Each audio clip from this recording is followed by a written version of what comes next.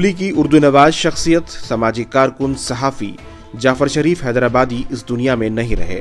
78 साल की उम्र में जाफर शरीफ हैदराबादी ने इस दुनिया को अलविदा कह दिया। मुख्तसर अदालत के बाद इन्हें किम्स अस्पताल में भर्ती कराया गया था। आज अनल सुबह 4 बजे इन्होंने अस्पताल में आखिरी सांस ली।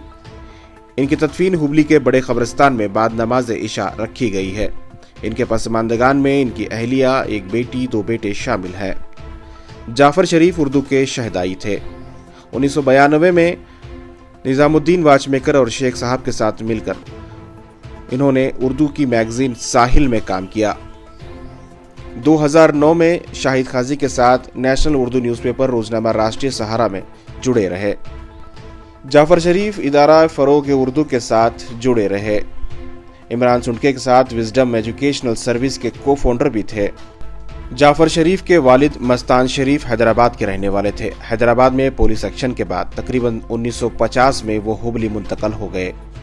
1946 में हैदराबाद में पैदा होने वाले जाफर शरीफ 78 साल की उम्र में इस दुनिया को अलविदा कह गए।